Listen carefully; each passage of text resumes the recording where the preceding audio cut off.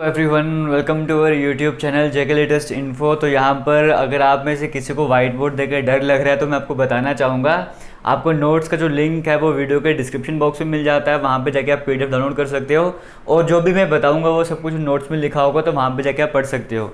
ये सब कुछ छोटे छोटे इसलिए लिखता हूँ ताकि एक ही वाइट बोर्ड में सब कुछ क्लियर आ जाए, सब कुछ आ जाए वहाँ पर, और मैं जब समझाना स्टार्ट करूँ तो कोई चीज़ भूल ना जाऊँ, इसीलिए सब कुछ पहले से लिख के रखा होता है। तो इसको देख कर डर लगता है तो नोट्स आपको मिल जाएगा लिंक, वहाँ पे जाके डाउनलोड कर लेना। और बाकी एग्ज़ाम की डेट वगैरह आ चुकी हैं अब, तो किसी के अंदर का भूत अगर जा गया है जो आपको डराने की कोशिश कर रहा है बार बार कि यहाँ पेपर आ गए, ये कर ले वो कर ले, तो डरना नहीं है। कुछ बाहर भी भूत होंगे जो आपको डराने की कोशिश कर रहे होंगे कि पेपर आ गए, 1 महीना रह गया, ये करो वो करो। बिल्कुल पैनिक नहीं लेना है, यही टाइम होता है आपका। इस टाइम पर अगर आप अच्छे से यूटिलाइज़ करोगे ना, एग्ज़ाम क्लियर कर लोगे। जिस स्पीड से आप पढ़ रहे थे थोड़ी सी स्पीड बढ़ाना चाहते हो तो बढ़ा लो, बट यहाँ पर कॉन्फिडेंस सबसे ज़रूरी है। कॉन्फिडेंट रहोगे ना तभी एग्ज़ाम क्रैक होगा। 100% प्रिपरेशन कर लोगे, कॉन्फिडेंस नहीं आएगा, एग्ज़ाम क्रैक नहीं होगा। 70-80% भी सिलेबस कवर कर लोगे, 70-80% की प्रिपरेशन भी होगी, बट कॉन्फिडेंस होगा अंदर से, एग्ज़ाम आराम से क्रैक होगा। बट हमने सिलेबस कंप्लीट करना है और कॉन्फिडेंट भी होना, हमने दोनों काम करने, ठीक है। आज हम यहाँ पे स्टार्ट करने जा रहे हैं मॉडर्न इंडिया। एंशिएंट हिस्ट्री हम कंप्लीट कर चुके हैं, जो मिडिवल था वो भी कंप्लीट कर चुके हैं। मॉडर्न हिस्ट्री हम कई सारे टॉपिक आज करेंगे और कल भी करेंगे, और फिर हम आपके लिए क्वेश्चन आंसर लेकर आएंगे जैसे मैंने आपको कहा था। क्लियर हो गया। और मैथमेटिक्स वालों को बोलना चाहूँगा आपकी क्लासेस भी आ रही हैं, आप भी टेंशन मत लेना। इंग्लिश वालों को बोलना चाहूँगा आपकी क्लासेस भी आएंगी, आप भी पैनिक मत लेना। कल की वीडियो में सब कुछ समझा चुका हूँ, ज़्यादा बोल दिया। अब हम स्टार्ट करते हैं आज का लेक्चर। आज हम स्टार्ट करेंगे मॉडर्न इंडिया की हम बात करते हैं। देखो, हमने लास्ट में पढ़ा था ना मुगल डायनेस्टी, दिल्ली सल्तनत के बारे में पढ़ा था। सबसे लास्ट में मुगल डायनेस्टी के बारे में पढ़ा था। तो वहाँ पर हमने कई सारी चीज़ें पढ़ी थी, वो इंडिया के अंदर क्या चल रहा था, आपस में राजा वगैरह क्या कर रहे थे, वो सब हम चीज़ें डिस्कस कर रहे थे। बट यहाँ पर हम बात करते हैं, अब हम मॉडर्न इंडिया पढ़ रहे हैं ना, यहाँ पे थोड़ा ब्रिटिश के बारे में हमने पढ़ना है कि अंग्रेज़ों ने कैसे शासन वगैरह किया था, कैसे रूल किया था, उन चीज़ों को समझना है।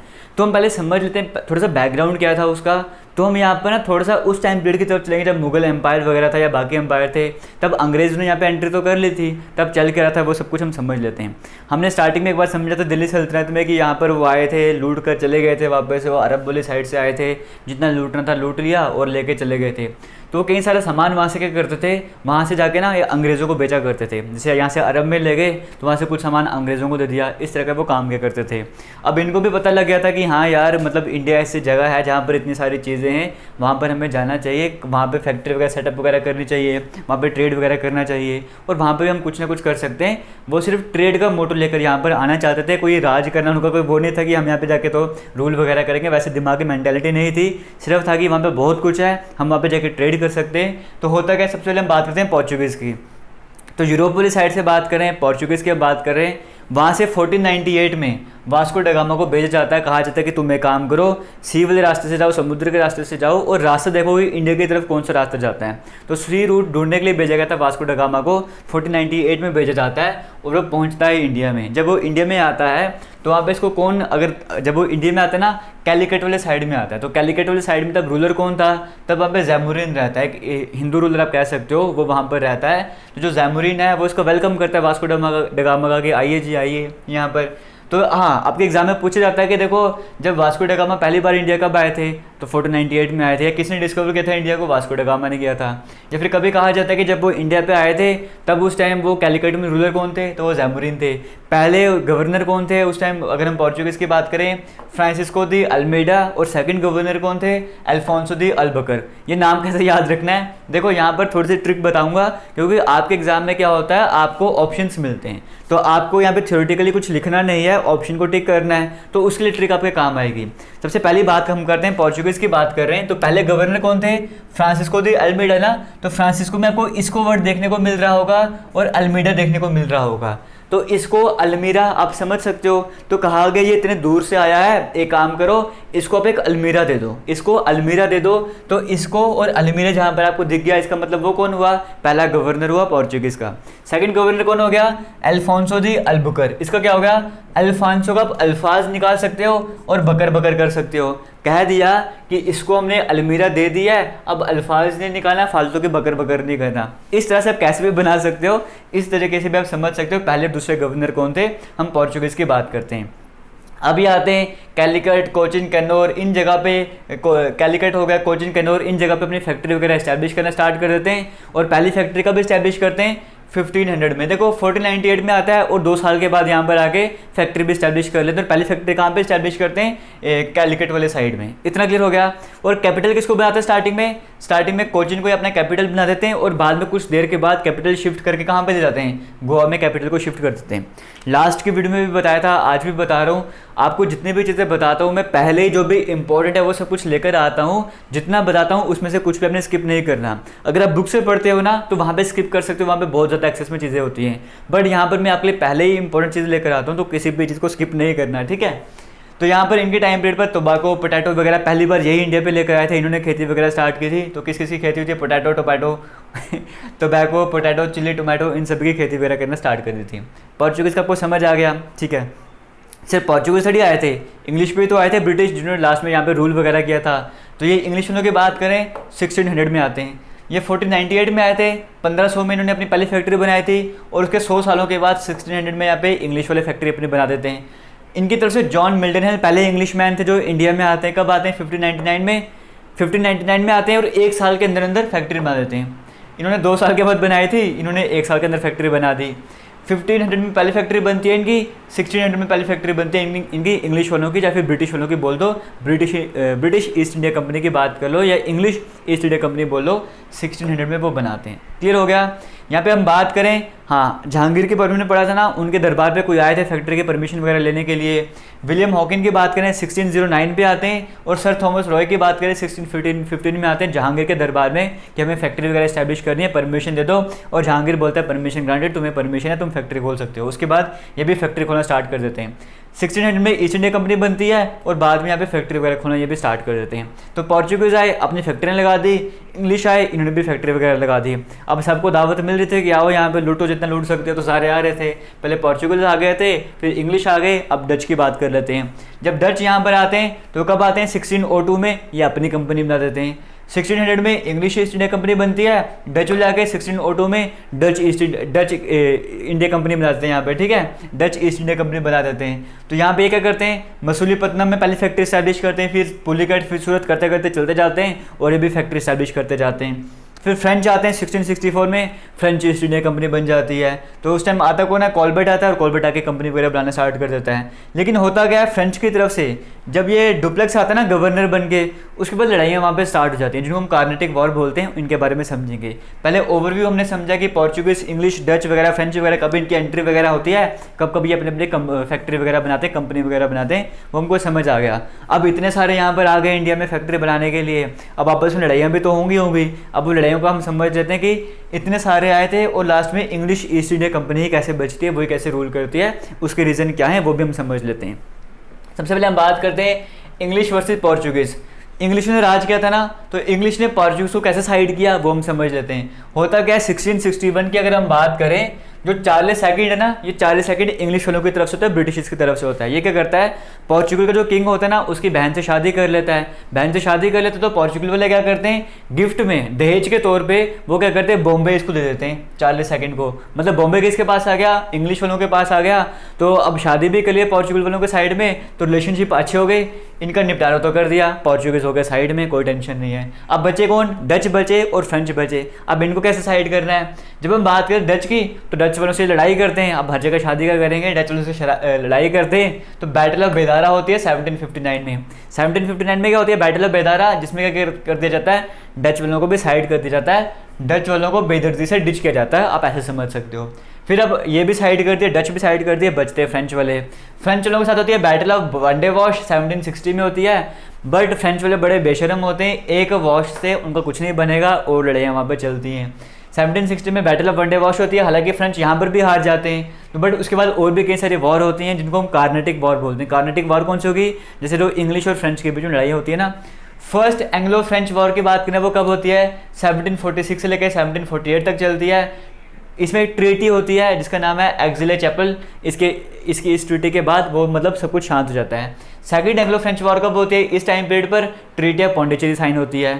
थर्ड एंग्लो फ्रेंच वॉर कब होती है, इस टाइम पीरियड पर ट्रीटी ऑफ पेरिस यहाँ पर साइन होती है। एक सेकंड, तो यहाँ पर 3 वॉर हुई, तीनों वॉर में ट्रीटी वगैरह साइन होती है, उसके बाद फ्रेंच वाले भी हट जाते हैं। पहले ट्रीटी कौन सी होती है, कैसे याद रखोगे, देखो पहले ट्रीटी में क्या होता है, चप्पल का यूज़ किया जाता है कि चप्पल की हेल्प से उनको समझाता है कि यहाँ से हट जाओ। तो पहली ट्रीटी किसकी हेल्प से होती है? चप्पल की हेल्प से ख़त्म होती है। दूसरी वॉर क्या होती है? अब पॉन्ड में ले जाते हैं कि इनको पॉन्ड में डुबा देते हैं, तो सेकंड ट्रीटी पॉन्ड वाली होगी। थर्ड क्या होता है? जैसे पॉन्ड में डुबाते हैं उनको पेरिस दिखना स्टार्ट हो जाता है। तो इस तरह से याद रख सकते हो, चप्पल, पॉन्ड और पेरिस, ये 3 ट्रीटी साइन होती हैं जब हम बात करते हैं एंग्लो फ्रेंच वॉर वगैरह की। इतना आपको क्लियर हो गया? इंग्लिश ने पोर्चुगीज से कैसे छुटकारा पाया, डच से कैसे हटाया, फ्रेंच वालों को कैसे हटाया, वो सब कुछ कवर हो गया, क्लियर हो गया। अब हम बात करते हैं, ये तो हो गया ना कि इंग्लिश वाले क्या कर रहे थे आपस में। अब हम इंडिया की बात करते हैं, इंडिया में क्या क्या चल रहा था आपस में, हम अपनी बात कर लेते हैं। अगर हम पहले बंगाल की बात करें तो बंगाल में उस टाइम गवर्नर जनरल कौन थे? वारेन हेस्टिंग्स जो थे उस टाइम बंगाल के गवर्नर जनरल थे। इतना आपको समझ आ गया होगा। तो हम बात करें उसके बाद क्या होता है, जो ब्रिटिश वगैरह होते हैं ना, वो वहाँ पे किसी न किसी को सूबेदार बना देते थे। सबसे पहले वो क्या करते हैं, मुर्शिद कुली खान जो है उसको सूबेदार बना देते हैं। ऐसे जो टर्म वगैरह वो चलती रहती है, आगे चलता रहता है। एक टाइम ऐसा आता है जब सिराजुद्दौला वगैरह की हम बात करते हैं, वो वहाँ पर सूबेदार बना होता है। सिराजुद्दौला क्या करता है, इसका नाना होता है अलीवर्दी खान वगैरह, तो वो उसको समझाता है कि हाँ ये फैक्ट्री वगैरह लगाना चाहते हैं, इनको फैक्ट्री वगैरह नहीं लगाने देना। क्योंकि ये करते क्या थे, स्टार्टिंग में ऐसे फैक्ट्री लगाते थे और वहाँ पर क्या करते थे, अपने मतलब जो होते हैं ना पुलिस वाले, ऐसे कह सकते हो सिक्योरिटी वाले, वो लगा देते थे। बड़े बड़े किले बना देते थे अपनी फैक्ट्री के चारों तरफ में और बोलते थे कि हम अपने सिक्योरिटी रीजन से ये कर रहे हैं, और दिन ब दिन वहाँ पे मतलब एक्स्ट्रा फोर्स वहाँ पे लेके आते रहते थे। तो उनको समझ आ गया था ये उल्टे सीधे काम कर रहे हैं, तो फैक्ट्री सीज़ करनी पड़ेगी। सिराजुद्दौला ने क्या किया, अंग्रेज़ों की फैक्ट्री सीज़ कर दी। कासिम बाज़ार में वो थी जो फैक्ट्री, इसको सीज़ करी था पूरी तरह से। जैसे सीज़ करते हैं, अब अंग्रेज़ों ने कहा तुम्हारी फैक्ट्री कैसे सीज़ कर दी, इतना हमने खर्चा किया, इतनी दूर से हम यहाँ पर आए और तुम्हारी फैक्ट्री सीज़ कर रहा है, लड़ाई तो करनी पड़ेगी। लड़ाई कौन सी होती है? बैटल ऑफ प्लासी सबसे इंपॉर्टेंट है। कब होती है? 1757 में। देखो, अंग्रेज़ों ने भारत में आके भारतीयों से पहली लड़ाई कब की थी? फिर से अगर हम ब्रिटिश की बात करें, इंडिया में आके इंडिया वालों से पहली लड़ाई कब की थी? 1757 में की थी। और इसके 100 सालों के बाद 1857 में हमने आज़ादी की पहली लड़ाई लड़ी थी, वो भी हम समझेंगे। 1857 में हमने आज़ादी की पहली लड़ाई लड़ी थी, बट उसे 100 साल पहले अंग्रेज़ों ने भारत में आके भारतीयों से लड़ाई लड़ी थी। वो कौन सी थी? बैटल ऑफ प्लासी थी। किस किस के बीच में हुई थी? ऑब्वियस ही बात है, सिराजुद्दौला ने फैक्ट्री सीज की थी, सिराजुद्दौला की फाइट हुई होगी। किसके साथ हुई थी? रॉबर्ट क्लाइव के साथ हुई थी, जिसमें रॉबर्ट क्लाइव जीत जाता है और सिराजुद्दौला जो है बुरी तरह से वहाँ पे हार जाता है। क्यों? क्योंकि धोखा मिलता है, उसके कारण ये यहाँ पे हार जाता है। ठीक है, जो भी है, लेकिन हार जाता है ना, तो हमने सिंपल समझ लिया रॉबर्ट क्लाइव यहाँ पर जीत जाता है। फिर उसके बाद बैटल ऑफ बक्सर होती है 1764 में, जहाँ पर क्या होता है, मीर कासिम, शाहजुद्दौला, शाह आलम सेकंड की बात करें, इनको मुनरोजा वो हरा देता है। यहाँ पे भी इंग्लिश वाले जीत जाते हैं और फैक्ट्री वगैरह धीरे धीरे और इस्टेब्लिश करना स्टार्ट कर देते हैं। ये आपको समझ आ गया, बंगाल का सिस्टम आपको समझ आ गया क्या चल रहा था। अगर हम बात करें पंजाब की, तो पंजाब में भी लड़ाइयाँ होती हैं। अगर हम बात करें पहली एंग्लो सिख वॉर, मतलब इंग्लिश और सिख के बीच में लड़ाई होती है, वो 1845 में होती है। जो ख़त्म कैसे करते हैं? लाहौर में ट्रीटी साइन करके वो लड़ाई खत्म की जाती है। सेकंड वॉर में क्या होता है? डलहौजी जो है पंजाब को अपने अंडर कर लेता है पूरी तरह से। तो यहाँ पे पंजाब को भी साइड कर दिया, बंगाल को भी साइड कर दिया, इस तरह का सिस्टम को चल रहा होता है। हम बात करें मैसूर की, यह भी इंपॉर्टेंट बन जाता है। यहाँ पर क्या होता है, पहली इंग्लिश और मैसूर वॉर कब होती है? 1766 में होती है, जहाँ पर हैदर अली क्या करता है, ब्रिटिश को यहाँ पे हरा देता है। हैदर अली ब्रिटिश को यहाँ पे हरा देता है। बट जब सेकंड वॉर होती है ना 1780 में, वहाँ पे हैदर अली मर जाता है। और तीसरी वॉर की बात करें, टिप्पू सुल्तान जो बेटा होता है हैदर अली का, वो आधी से ज़्यादा टेरिटरी जो है वो इंग्लिश वालों को, ब्रिटिश को दे देता है। तो ये बेसिक चीज़ें थी, आपको यहाँ पे डेट याद रखनी पड़ेगी। PDF आपको मिल जाएगा डिस्क्रिप्शन बॉक्स में, वहाँ पर जाकर याद कर लेना। अंग्रेज़ यहाँ पर आए थे, बाकी जो डच वगैरह यहाँ पर जितने भी थे उन्होंने क्या क्या किया वो सब कुछ कवर कर लिया। एक दूसरे से लड़ाई वगैरह की, समझ आ गया। इंडिया में आके इंडिया वालों से लड़ाई की, वो भी समझ आ गया। ठीक है, अब होता गया उसके बाद इन्होंने कुछ पंगे भी तो करने। लैंड रेवेन्यू सिस्टम लेकर आते हैं यहाँ पे। ठीक है, लैंड रेवेन्यू सिस्टम 3 तरह का हम पढ़ेंगे। पहला आता है परमानेंट सेटलमेंट, जिसको ज़मींदारी सिस्टम भी कहते हैं। इसको ज़मींदारी सिस्टम क्यों कहते हैं? यहाँ पर होता क्या, देखो यहाँ पे इंट्रोड्यूस कौन करता है इसको? लॉर्ड कॉर्नवालिस इसको इंट्रोड्यूस करता है 1793 में। डेट भी याद करनी है, कौन लेकर आया था वो भी याद रखना है, और होता क्या है वो भी याद रखना है। ठीक है, पहला कौन सा था? परमानेंट सेटलमेंट, जिसको ज़मींदारी सिस्टम भी कहते हैं। इसमें होता क्या था कि यहाँ पर देखो बंगाल, बिहार, उड़ीसा, बनारस, इन ऐसी जगहों पर ये सिस्टम लगा दिया था अंग्रेज़ों ने। यहाँ पर था क्या, ज़मींदारों को ज़मीन का ऑनर बना दिया कि तुम ज़मीन के मालिक हो। कोई ज़मींदार बना दिए, उनको ज़मीनों का मालिक बना दिया। और ये क्या करते थे, ज़मीन के ना, जैसे पूरा खेत, ये पूरा इतना बड़ा खेत है मान के चलो, ठीक है, इसके उन्होंने क्या करते 11 पीस कर दिए। इसके 11 पीस कर दिए, इस तरह से मान के चलो 11 पीस हो गए। तो ज़मींदारों को कह दिया कि इसे जो एक पीस है ना, ये तो अपने पास रख, इस ज़मीन का एक टुकड़ा तू अपने पास रख, इसमें जितनी मर्जी उपज कर, जितनी मर्जी तेरे को इनकम होती तो अपने जनरेट कर, वो तेरे पास है। और आगे कल्टीवेटर को जैसे मर्जी अपने हिसाब से देता रहा है। एक पोर्शन तेरा पूरा है और बाकी जो 10 पोर्शन है ना, वो हमें देने तूने। एक पोर्शन तो अपने पास रख, 1/11 पार्ट अपने पास रख, और बाकी जो 10 टुकड़े ना उसमें जितना भी रेवेन्यू जनरेट होगा वो तूने सारा हमको करना है। ये था परमानेंट सेटलमेंट, इसको ज़मींदारी सिस्टम भी कहते हैं। क्लियर हो गया? परमानेंटली ज़मींदार को सेटल कर दिया और उसको क्या कर दिया, 1/11 पार्ट तू रख, बाकी सारे पार्ट हमको देने। ये होता था परमानेंट सेटलमेंट या फिर ज़मींदारी सिस्टम में। कौन लाया था? लॉर्ड कॉर्नवालिस लाया था। ठीक है, तो कौन से आप याद रख सकते हो, या ऐसा कर सकते हो कि एक बहुत बड़ी वॉल लग दी थी किसानों के सामने, बहुत बड़ी दीवार खड़ी कर दी थी पहली बार, तो पहली बार कौन लाया था? वॉल्स लाया था, मतलब कॉर्नवालिस लाया था। इतना क्लियर हो गया? सेकंड बात करें, सेकंड कौन सा होता है? रेतवारी सिस्टम। ठीक है, रेतवारी सिस्टम कौन लाया था? थॉमस मुनरो लाया था। अब ऐसे समझ सकते हो, इतनी बड़ी दीवार खड़ी कर दी थी एक ने ना, किसी और को भी मन करेगा मैं भी कोई ना कोई यहाँ पे सिस्टम लेकर आऊँ, मैं भी किसी तरह के टैक्स वगैरह लगाऊँ, मैं भी ज़मीनों को लेकर कोई ना कोई नया सिस्टम जनरेट करूँ, तो किसी और का भी मन किया था ना, तो मन से मुनरो आप समझ सकते हो, तो वहाँ से याद रखना। सेकंड वाले कौन लाया था? रेतवारी सिस्टम कौन लाया था? वो लाया था थॉमस मुनरो। कब लाया था? 1820 में लाया था। कहाँ पर इंट्रोड्यूस किया? बॉम्बे में, मद्रास में, ऐसी जगहों में इसने इंट्रोड्यूस करना यहाँ पे स्टार्ट कर दिया था। यहाँ पर था क्या, यहाँ पे सेटलमेंट किसके बीच में हुई? यहाँ पे सेटलमेंट किसके बीच में हुई थी? सरकार के बीच में और ज़मींदार के बीच में। यहाँ पे किस में सेटलमेंट हुई? जो सरकार है उसके बीच में और रियोत के बीच में। रियोत का मतलब जो कल्टीवेटर जो खेत में काम करेगा ना, उसके यानी कि किसान आप कह सकते हो, उसके बीच में डायरेक्ट सेटलमेंट हो रही थी, ज़मींदारी सिस्टम को ख़त्म कर दिया था। बट यहाँ पर भी कंडीशन क्या थी? वो तो ठीक है कि सेटलमेंट सरकार के बीच में और डायरेक्टली कल्टीवेटर के बीच में हो रही थी, रियोत के बीच में हो रही थी। बट यहाँ पे कंडीशन ये थी कि 30 सालों तक ज़मीन का ग्रेड फिक्स कर दिया जाता था कि ज़मीन है, इतना बड़ा पोर्शन है ज़मीन का, तूने क्या करना है, मान के चलो इसमें से ना इतना बड़ा पोर्शन है, मान के चलो इसमें से 1000 रुपये बनता है, मान के चलो इसमें से 1000 रुपये बनता है, तो उस रियोत को कह दिया कुछ भी हो, सीज़न जैसा भी हो, बारिश हो ना हो, तेरी फसल ख़राब हो, सही हो, जो भी हो, हमें यहाँ पे हर साल हर महीने 1000 रुपये चाहिए और 30 सालों तक ये सिस्टम चलता रहेगा। 30 सालों तक ये सिस्टम चलता रहेगा, मुझे हर महीने 1000 रुपये चाहिए। और जो सिस्टम सेट करते हैं ना कि इतने पैसे चाहिए, इतना रेवेन्यू वगैरह जनरेट होगा, वो पहले ही इतना होता था कि उसमें जो भी कल्टीवेटर है उसको कुछ बचे ही ना। अगर बचेगा भी तो बिल्कुल मिनिमम अमाउंट में बचे, मैक्सिमम से मैक्सिमम प्रॉफिट जो है वो इनको होगा। कि 30 सालों तक का सोच के चलते थे तो समझ लो कितना ज़्यादा रेवेन्यू वो मांगते होंगे। और ये सिस्टम में कुछ खास नहीं लगा, फिर 30 सालों तक की सेटलमेंट यहाँ पर थी। रेतवारी सिस्टम के बाद कौन सा आता है? तीसरे सिस्टम यहाँ पर आता है महलवारी सिस्टम। अब यहाँ पर क्या था, ये कौन आया था? William Bentinck. अब यहाँ पर क्या हुआ, एक बहुत बड़ी दीवार खड़ी कर दी थी, फिर किसी का मन किया वो भी आ गया, अब एक विलन भी आ गया। अब एक विलन की भी यहाँ पर एंट्री होती है, तो विलियम से विलन आप समझ सकते हो। किसने इंट्रोड्यूस किया? विलियम बेंटिक ने इंट्रोड्यूस किया था। कहाँ पे? गंगा वैली की बात करें, उसके आसपास के जो इलाके थे, पंजाब की बात करो, नॉर्थ वेस्ट पार्ट हो गए जो सेंट्रल इंडिया के, जैसे आगरा वगैरह हो गए, साइड के पोर्शन वगैरह वहाँ पे हो गया। ठीक है, यहाँ पे क्या था, इसको आप बोल सकते हो ये मॉडिफाइड वर्जन है किसका? ज़मींदारी सिस्टम का एक मॉडिफाइड वर्जन लेकर आए थे। इसी की तरह पूरा सेम टू सेम सिस्टम था, बट यहाँ पे ज़मींदारों की बात नहीं करते थे, पूरे विलेज के साथ सेटलमेंट करते थे। जो सरकार वगैरह थी वो पूरे विलेज के साथ सेटलमेंट करके यहाँ पे चला करती थी, इसी का मॉडिफाइड वर्जन था। क्लियर हो गया? तीनों सिस्टम आपको समझ आ गए होंगे। लैंड रेवेन्यू सिस्टम क्या था? आप सभी से रिक्वेस्ट है कि टेलीग्राम पे जब डिस्कशन वगैरह करते हो ना, पहले बताना चाहूँगा टेलीग्राम का लिंक वीडियो के डिस्क्रिप्शन बॉक्स में मिल जाता है। जिन्होंने नहीं ज्वाइन किया वो जाके ज़रूर ज्वाइन करना। और आप सभी से रिक्वेस्ट करना चाहूँगा, एक काम क्या करो, टेलीग्राम में डिस्कशन वगैरह करते हो ना, जो पढ़ाता हूँ उन्हीं की डिस्कशन वगैरह कर लिया करो, बेटर रहेगा। क्योंकि कई सारे स्टूडेंट्स हैं, रिविजन भी होती रहेगी और आपको भी पता लगेगा आपको आता कितना है। जो पढ़ाता हूँ उसके क्वेश्चन वगैरह डिस्कस किया करो। हिस्ट्री इतनी बड़ी कंप्लीट कर चुका हूँ, जो लड़कियों का ग्रुप है उसमें वो डिस्कस करती रहती है, लेकिन लड़कों के ग्रुप में देखता हूँ तो डिस्कशन बड़ी कम होती है। तो आप भी प्लीज़, आपसे रिक्वेस्ट है कि डिस्कशन वगैरह किया करो, जो करवाता हूँ उसी की डिस्कशन किया करो, बेटर रहेगा। आगे चलते हैं, यहाँ पर हम बात कर लेते हैं। ये सब कुछ क्लियर हो गया। अब हम आते हैं फ्रीडम ऑफ स्ट्रगल की तरफ। अब हमें आज़ादी चाहिए, उसकी बात कर लेते हैं। फर्स्ट वॉर ऑफ इंडिपेंडेंस, जो रिवॉल्ट है 1857 का, आपने पढ़ा होगा, बचपन में हमेशा पढ़े होगा 1857 की रिवॉल्ट के बारे में। इसे फर्स्ट वॉर ऑफ इंडिपेंडेंस भी कहते हैं। ये किसने कहा था? ये वीर सावरकर ने डिस्क्राइब किया था इस चीज़ को। वीर सावरकर ने कहा था ये पहली लड़ाई है इंडिपेंडेंस की। और एक इसके ऊपर बुक भी लिखी गई थी, वो किसने लिखी थी? कार्ल मैक्स ने ये बुक लिखी थी, जिसका नाम था फर्स्ट वॉर ऑफ इंडिपेंडेंस। इतना क्लियर हो गया। गेम ऑफ थ्रोन्स का फाइनल सीजन चल रहा है, देख लो, आपको लास्ट में पता ही है कौन किसके पास थ्रोन वगैरह आएगा, बट फिर भी फाइनल सीजन यहाँ पर चल रहा है। अब इस रिवॉल्ट के कई सारे कारण थे, वो हम समझ लेते हैं, आपको पता भी होगा, फिर भी हम समझ लेते हैं। एक कारण था मिलिट्री कॉजेस। मिलिट्री कॉजेस में क्या था कि जैसे देखो वहाँ पर था ना, अब ऑब्वियस ही बात है, इंडिया के लोग थे, उन्हें अंग्रेज़ों की तरफ से लड़ाई लड़नी पड़ती थी या उनके लिए काम करना पड़ता था।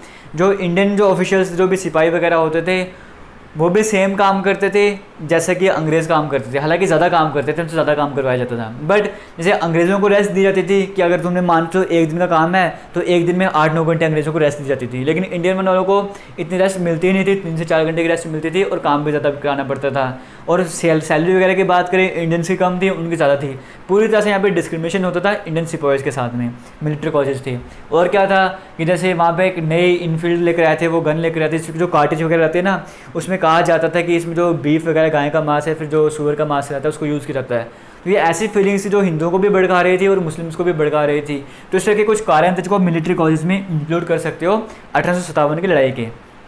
पॉलिटिकल कॉलेज में क्या था, जैसे डॉक्ट्रिन ऑफ लैब्स लेकर आए थे। डॉक्ट्रिन ऑफ लैब्स में क्या था पता है कि कोई अगर राजा है ना, जैसे कई सारे राजा उस टाइम भी थे, जैसे बंगाल की बात करें, कई जगह पे राजा वगैरह होते थे। कहा जाता कोई अगर राजा है ना, अगर उसका बेटा है तो ठीक है, वो तो आगे राजा बन जाएगा, लेकिन अगर किसी का बेटा वगैरह नहीं है तो हम क्या करेंगे, वो एरिया हमारे अंडर आ जाएगा। आप ऐसा नहीं कर सकते हो कि किसी को आप क्या करोगे, अडॉप्ट कर लोगे और उसको सिंहासन दे दोगे, वो काम नहीं चलेगा, वो सारा एरिया हमारे अंडर आ जाएगा। उसके चलते इन्होंने क्या किया था, अवध को अपने कब्जे में कर लिया था 1856 में। तो ये भी रीज़न था पॉलिटिकल कॉजेज में, आप इसको भी समझ सकते हो। कुछ सोशल कॉजेज भी थे, जैसे इन्होंने सती प्रथा को ख़त्म कर लिया था, तो कुछ लोगों की भावनाएं भड़क उठी थी, इस तरह की चीज़ें थी यहाँ पे।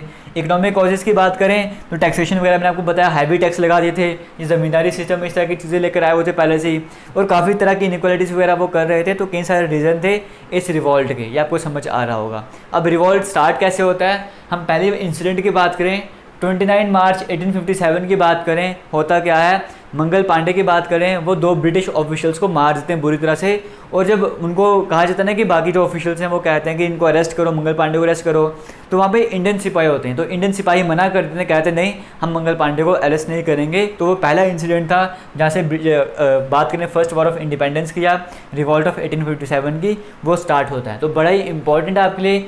29 मार्च कौन स्टार्ट करता है, मंगल पांडे के द्वारा स्टार्ट किया जाता है।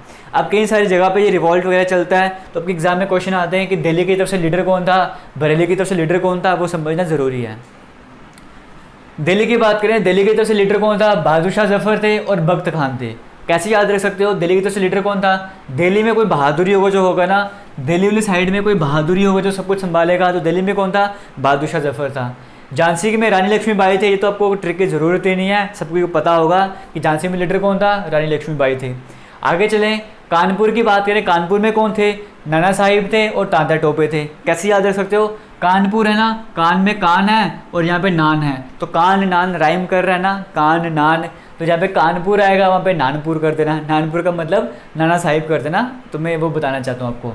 बिहार की बात करूँ, बिहार में लास्ट को AR देखने को मिल रहा होगा, अमर में भी लास्ट में AR देखने को मिल रहा होगा, या फिर हर मर, इस तरह से आप राइम कर सकते हो। विद ड्यू रिस्पेक्ट, सभी की रिक्वेस्ट करता हूँ, सभी की रिस्पेक्ट करता हूँ, बट ट्रिक बताने के लिए आपको मैं बता रहा हूँ, ठीक है। तो यहाँ पे AR, यहाँ पर भी AR है, या हर मर करके आप राइम कर सकते हो, वहाँ से आपको समझ आ जाएगा। लखनऊ की बात करें, लखनऊ में कौन था, बेगम हजरत महल, तो लखनऊ में आपको नाव देखने को मिल रहा होगा। अब हम बोलते हैं कि नाव, अब क्या करते हैं, अब हम बेगम को लेकर आते हैं, अब बेगम की बारी है, तो नाव का बेगम बन गया, ठीक है। इस तरीके से याद रख सकते हो, बाकी ट्रिक्स आपकी अपनी मर्जी, जैसे मर्जी याद रखो। इलाहाबाद की बात करें, इलाहाबाद में कौन थे, लियाकत अली थे। अल्लाह का आप अली बना सकते हो ना, अल्लाह का आप अली बना सकते हो, यहाँ पे अल्लाह और अली आप समझ सकते हो। बरेली की बात करें, बरेली में कौन थे, बरेली में खान बहादुर खान थे, बरेली में कौन थे, खान बहादुर खान थे। दिल्ली में कौन था, दिल्ली में बहादुर था, तो बाहर कौन था, बाहर भी बहादुर था, इस तरह से समझ सकते हो। मथुरा में कौन थे, मथुरा में देवी सिंह थे, मथुरा कहते हैं देवी स्थान है, ऐसे समझ सकते हो, तो मथुरा का आप देवी बना सकते हो, देवी सिंह। मेरठ की बात करें, मेरठ में कौन थे, कदम सिंह, तो यहाँ पे कैसे समझ सकते हो, मेरठ का मेरे बना सकते हो ना, मेरे कदमों पे चलो, मेरे कदमों पे चलो, ऐसा कहा गया, बना सकते हो। फतेहपुर की बात करें, फतेहपुर में कौन थे, अजीमुल्ला खान, आज हमको फतेह करना है, इस तरह से बना सकते हो। तो ये इंपॉर्टेंट सेंटर मैंने आपको बताया, वहाँ पे लीडर कौन कौन थे वो आपको मैंने बताया है। आपको बताना चाहूँगा, JK लेटेस्ट इन्फो हमारा इंस्टाग्राम अकाउंट है, हमारा ट्विटर भी इसी नाम से है, आप हमें वहाँ पे फॉलो करना चाहते हो फॉलो कर सकते हो। क्योंकि होता क्या, कई बार आज कुछ दिनों से देख रहा हूँ मैं, वीडियो के नोटिफिकेशन वगैरह नहीं जा रहे हैं, तो मैं वो जो भी वीडियो वगैरह है उसकी जो भी थंबनेल है वो यहाँ पर शेयर कर देता हूँ इंस्टाग्राम पे, जहाँ से आपको पता लग जाता है कि हाँ वीडियो अपलोड हो गई है, और साथ साथ टेलीग्राम पे भी शेयर कर देता हूँ, ठीक है। तो यहाँ पर आपको, हालांकि हमने कुछ क्वेश्चन डिस्कस किए थे, प्रीवियस ईयर क्वेश्चन और एक्सपेक्टेड क्वेश्चन, आने वाले टाइम पे जैसे हमारा हिस्ट्री कंप्लीट होता है तो आपके लिए मैं सारे क्वेश्चन मिला के 200+ क्वेश्चन आपके लिए बनाकर लाऊंगा, जो कि हमारे रहेंगे पूरी हिस्ट्री में से आपके लिए इंपॉर्टेंट रहेंगे। और कुछ चीज़ें यहाँ पर नहीं डिस्कस कर पाता हूँ ना, वो आपके क्वेश्चंस में इंक्लूड हो जाएंगे और PDF भी आपको मिल जाएगा। पहले वाले क्वेश्चन का PDF आपको मिल गया है, वो भी जाके आप ज़रूर देख लेना। और हो सकता है जब आप वीडियो देख रहे हो तब तक हमने वो वाला काम कंप्लीट कर लिया हो, तो हमारे चैनल पर प्लेलिस्ट है इंडियन हिस्ट्री की, वहाँ पर जाके आप एक बार जाके ज़रूर चेक करना, ठीक है। तो अब हम आगे बात करते हैं होता क्या इसके बाद। ये सब कुछ हो गया, बट ये सब कुछ हम बात करें ना, तो ये जो फेलियर हो जाता है 1857 का जो रिवॉल्ट है वो बाद में फेल हो जाता है, सक्सेसफुल नहीं बन पाता। उसके कई सारे रीज़न हैं। वो रीज़न क्या है, जैसे हम बात करें 1857 का जो रिवॉल्ट होता है वो काफ़ी छोटे से एरिया तक लिमिटेड होता है, पूरा इंडिया में पार्टिसिपेट नहीं करता। सबके अलग अलग मोटिव होते हैं, कोई कुछ मोटिव लेके लड़ाई कर रहा है, कुछ कोई मोटिव लेके लड़ाई कर रहा है, इसलिए भी सब कुछ सही नहीं हो पाता यहाँ पे। और जो अंग्रेज़ों की बात करें, उनके पास जो उनके पास मिलिट्री वगैरह थी वो अच्छी क्वालिटी की थी, तो हमारी इतनी अच्छी नहीं क्वालिटी की नहीं थी, तो भी वो जीत पाए थे। तो इस तरह के कई सारे रीजंस थे। जो बिजनेसमैन थे और जो बाकी दूसरे सिपाही वगैरह थे आपस में बन नहीं रहे थे, सबके अलग अलग मोटिव थे, जैसे मैंने आपको बताया, सब पार्टिसिपेट नहीं कर रहे थे, तो यहाँ पे फेलियर हो गया था, यूनिटी यहाँ पर नहीं थी, मेन आप ये समझ सकते हो। बट इसका इफेक्ट क्या पड़ता है, अगस्त 1858 की बात करें, कंपनी के रूल को एंड कर दिया जाता है। अभी तक क्या था, इंग्लिश ईस्ट इंडिया कंपनी यहाँ पे रूल कर रही थी, उस कंपनी के रूल को एंड कर दिया जाता है कब, 1858 में। और सारा जो भी है ना एडमिनिस्ट्रेशन किसके अंडर चला जाता है, वो चला जाता है ब्रिटिश क्राउन के अंडर। क्लियर हो गया, कंपनी रूल को ख़त्म करके पूरा एडमिनिस्ट्रेशन किसके पास चला जाता है, ब्रिटिश क्राउन के पास चला जाता है। और ब्रिटिश गवर्नर जनरल को ख़त्म कर दिया जाता है और एक नया टाइटल लेकर आते हैं, जिसे कहते हैं वायसराय, ठीक है। और डिवाइड एंड रूल जैसी पॉलिसी वहाँ पर लाई जाती हैं। डॉक्ट्रिन ऑफ लैब्स को भी यहाँ पे विड्रॉ कर लिया जाता है, तो कई सारे के इफेक्ट्स वहाँ पे पड़ते हैं। तो यहाँ पे उस टाइम पीरियड पर ब्रिटिश के गवर्नर जनरल कौन थे, लॉर्ड कैनिंग थे।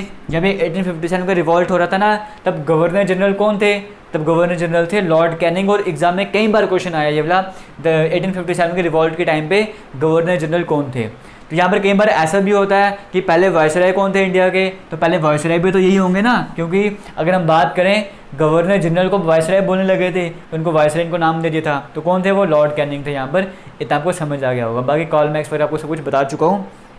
किसी भी तरह का डाउट रहता है ना, तो आपने वीडियो के डिस्क्रिप्शन बॉक्स में ज़रूर बताना है। और एक काम करना, पूरे सेशन में जो भी आपको समझ आया है ना, उसमें से आपने एक क्वेश्चन वीडियो के कमेंट सेक्शन में बताना अपनी मर्जी से। आज जो लेक्चर था, एक क्वेश्चन आपने बनाना है और कमेंट सेक्शन में वो बच्चों से पूछना है। सिर्फ एक ही क्वेश्चन होना चाहिए और बाकी के बच्चे वहाँ पे जाके उस कमेंट सेक्शन का आंसर वगैरह देंगे। और आपको लगता है कि कुछ हाँ इंपॉर्टेंट था आज के लेक्चर में, जो आपको नहीं बता पाया हूँ और बहुत ज़्यादा इंपॉर्टेंट था, वो आपने क्या करना है, वो वीडियो के डिस्क्रिप्शन बॉक्स में एक से ज़्यादा मैक्सिमम 2 पॉइंट की कोशिश कर लो कि वहाँ पे वो ख़त्म कर दो, ताकि कोई कमेंट सेक्शन में जाता है उसको वहाँ पे भी कुछ ना कुछ सीखने को मिले।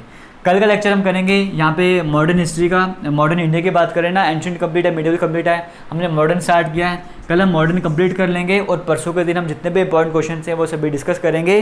तो वीडियोस के नोटिफिकेशन नहीं आते हैं तो एक बार चैनल में जाके वैसे ही चेक कर लिया करना, और बाकी की प्लेलिस्ट भी जाके चेक करते जाना, कई सारी वीडियोस आपके काम आने वाली हैं। हो सकता है आप वीडियो 1-2 साल के बाद देख रहे हो, तो क्या पता कितनी सारी वीडियोस तब और अपलोड होंगी वहाँ पे, तो जाके प्लेलिस्ट जाके ज़रूर चेक कर लेना। और हम छोटा सा टारगेट रख के चलते हैं 2000 लाइक वाला। मुझे उम्मीद है कि आप वीडियो को लाइक करोगे और जो टारगेट हमारा काफ़ी टाइम से अचीव नहीं हुआ है वो अचीव करवाने में हमारी हेल्प करोगे। थैंक यू, जय हिंद।